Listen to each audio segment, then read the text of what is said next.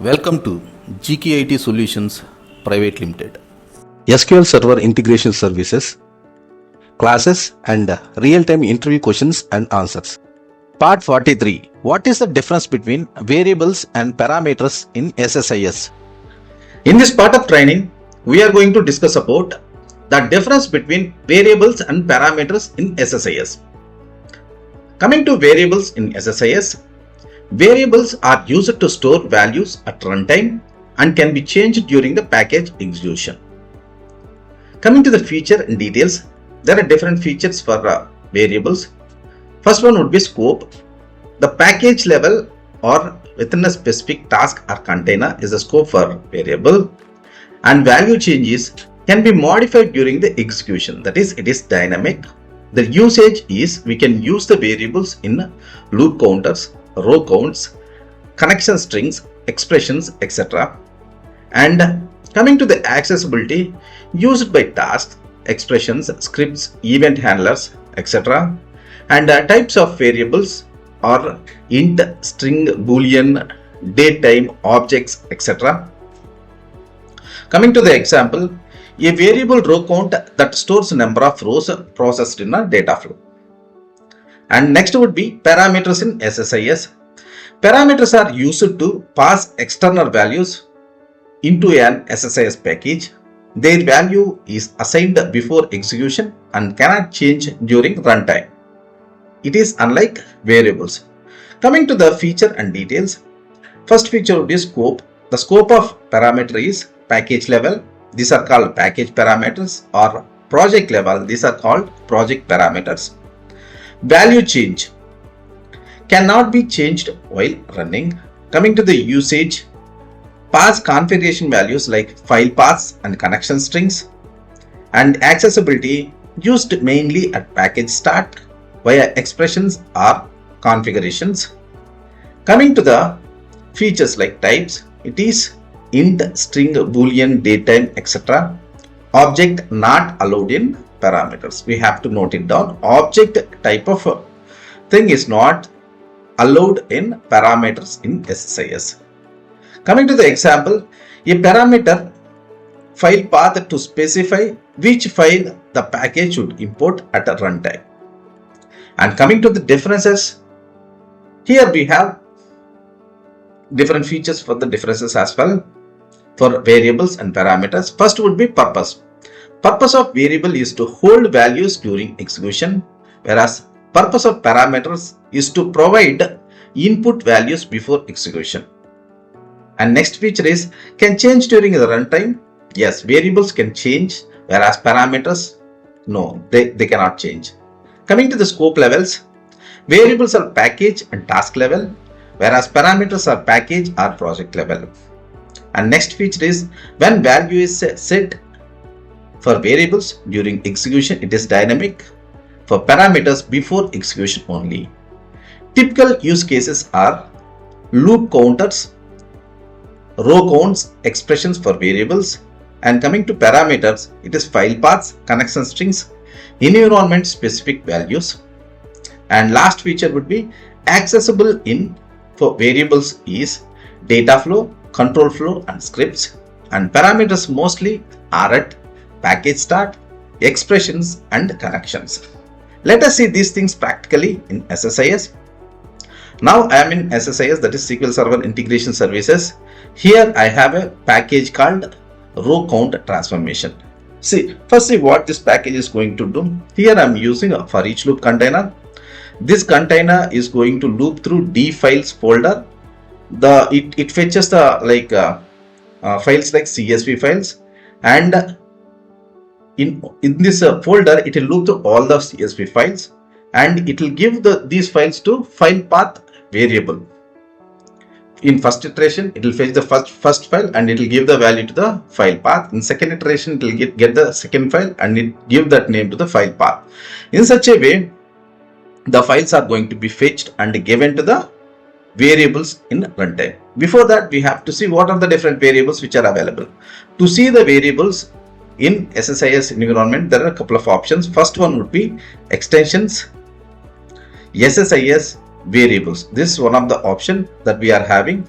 By clicking in that way extensions, SSIS, like variables, we can see the variables. See, I'm closing it. Again, I'm trying to do that.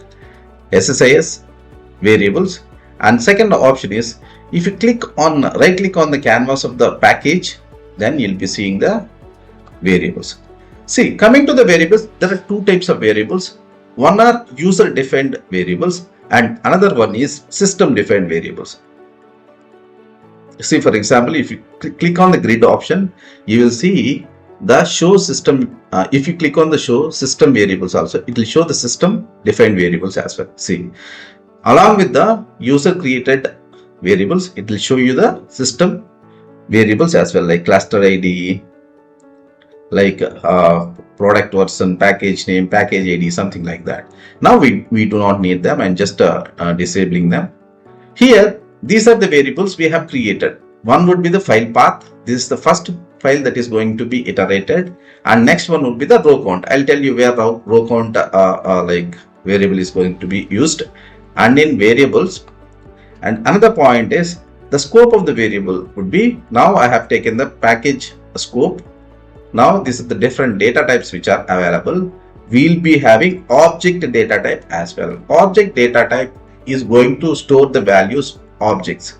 For example, it is not going to store a single value. It can store the multiple values and we can iterate through different values. In such a way, the object data type also available in variables, whereas it is not available in parameters. And another variable that I have created is row count variable, where it is used. For example, if you get into the data flow, now this is the for each loop container. It is going to iterate through different files, and coming to the data flow task, what it is going to do is, it is going to, I have connected to a flat file, and if you say what are the different row count from the, based on the for each loop container, it will just fetch the first file, it will give to this source, and here the row count transformation is going to count the rows, and these rows are going to be given to this user defined row count variable that we have created and shown you before. In this way, for each file that for each loop is getting, it is going to be get into the row count transformation. The row count is going to give that count to a variable that we have created. That means the values are dynamically changing for the variables while execution of the package. That means these are the values dynamically changing, and in the process of execution also the values are changing. These are not the values which are given to the package in the initial level. These are the values which are changing dynamically while executing the package as well. In such a way, this package has been created, and we are trying to insert the data to the destination table. This is the destination table that we are trying to execute the data, and these are the different files which are available here. These are the different files, EMP1, EMP2 and EMP3, and this is the a folder that we are going to iterate through. D files is a folder. From here we are getting all these files. Okay, we have configured in such a way this transformation, the files are going to be get from that. First file is getting into this flat file source, and count would be counted, and that count is going to be given to the row count here, and then the data is going to be inserted to the target table in the first iteration. In the same way, it will iterate through all three files which are there in D files folder. In that way, it is going to load the data to a EMP data, and once it is loaded, I want to backtrack or log the what are the different counts are happening over there. For that, what I have done is I have created a table called logs table, which is having identity property, and file path is going to be stored every time the count is going to be inserted into the table, and at which date the count the file has been loaded. This information also I'm just trying to track by using logs table, which has been created in the same database. For that, what I have done is I have created a data like SQL execute SQL task. Here I am trying to insert to the logs table here this file and get date, and this one would be 0. These values are going to be given dynamically. Get date is a date at what time we are going to insert. and this is the first value. I have configured it by using expressions. If you get into the expressions, see, this is the expression insert value that we have taken here. Insert into log tables. First we are getting the file path. This file path value will be changed based on the iteration of the for each loop container, and row count also is taken from the row count transformation, and get date is the function that we are using for each iteration. The file path and date and row count is going to be inserted into the log table. This is how it is. I have configured. I am just starting this package right now, and just check the target how it is going to be loaded. Now we are checking the data. See, I am checking the data here. See, this is the data which is been loaded from 3 different source files, and first file would be employee 1, employee 2, employee 3. Like these 3 files have been loaded. In each file we are having 1000 records, and this is the date we have loaded. In such a way, variables, what I am trying to say here is the variables are dynamic in nature. While executing the package, the variables are being taken. There are 2 types of variables. One is system defined variables, and another one is user defined variables. User defined variables that we used to create, and whereas system defined variables are already inbuilt, we can use them, like package name, package ID, something like that. We can use those variables as well. And next, coming to the parameters. Now the parameters are also 2 types. One is like here we have an option called parameter. This is like a package level parameter. We are in a package called row count transformation. If you create any parameter over here by clicking on this parameter scope would be only package.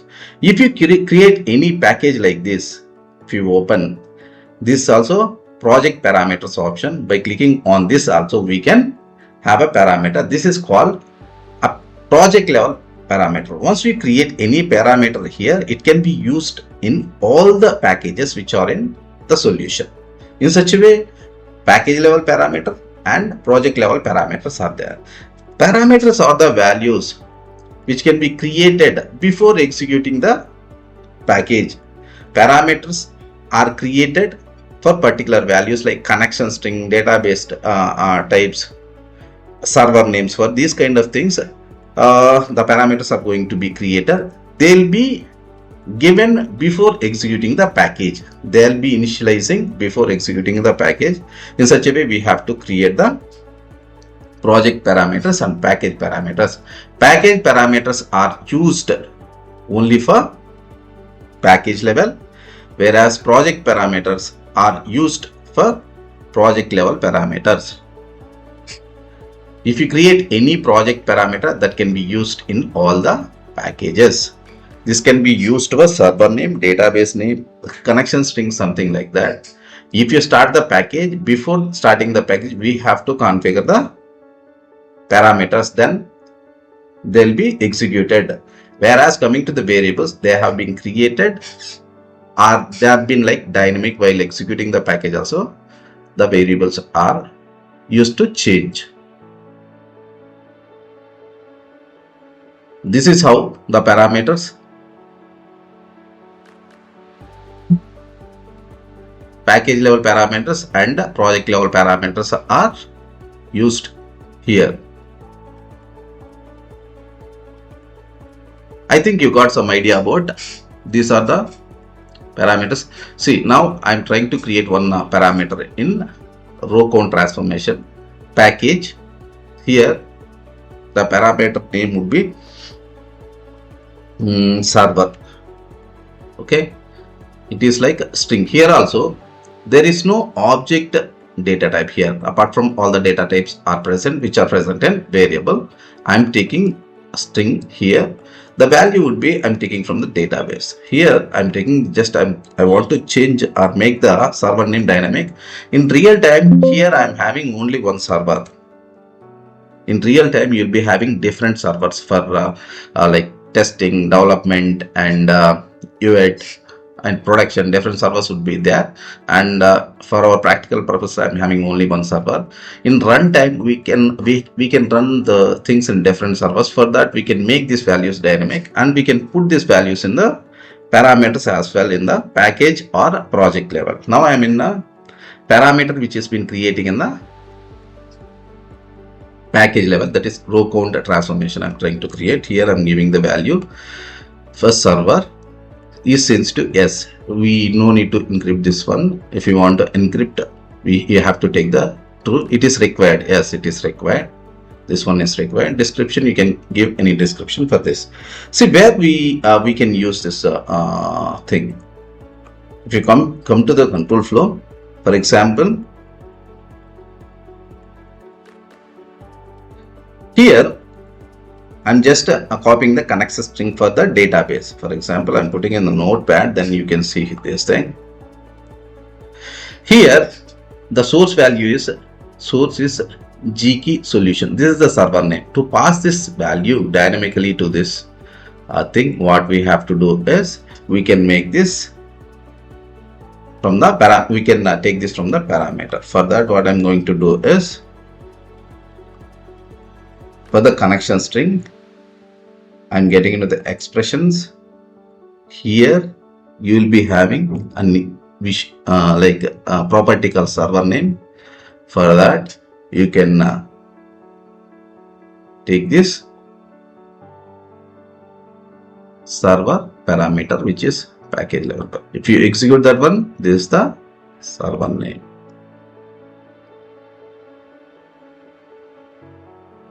For this, I am just passing the server name. For example, in runtime, it will take the server name. For example, if you have a different server, you can change that server name in your parameter. For example, if you set another server name GKey solutions, once if you change this one, this value is going to take the other server, which is GKey solution 2, and there it is going to be run. It will take the target tables from that server. In such a way, we can change the server names dynamically by changing them here, and we can put them in the expression.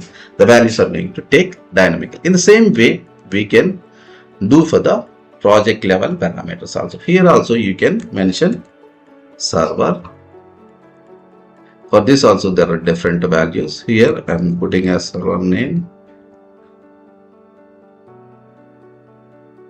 And this is the server name that I am taking here. I am putting the value here, required. There's a string type. We have to stick a string type of server name is this. It is required as it is required. We have created another project level parameter. If you take if you create any project level parameter, for example, if you get into the child package, something like that, if you open the child package, here also you'll be having a connection string. Here for this also it can be, we can reflect this thing. Once we create any like a project level parameter, you can take that project level parameter here as well.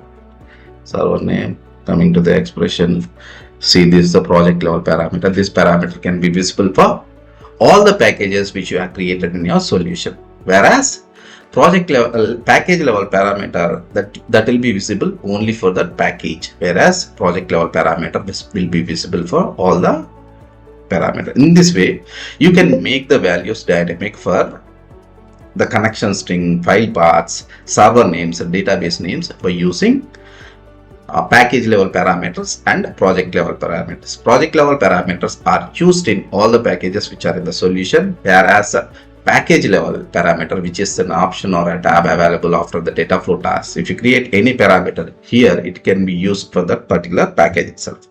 There is a distinct difference between variables and parameters. Variables can be dynamic, whereas parameters can be given before execution of the package.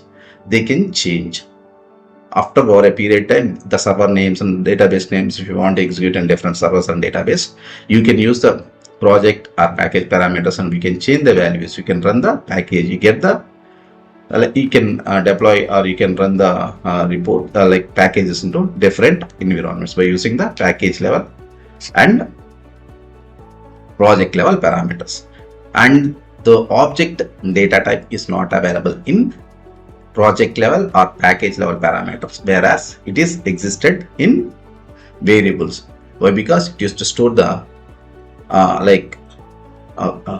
more than one value in that object variable, and it will iterate through that different values. For each loop containers, in one of the enumerator, we are going to use this object variable, like item or addo enumerator. We are going to use that one to iterate through different object values and load the data. In this way, the parameters and the variables are distinct in their functionality. I think you got some idea about the parameters and the variables.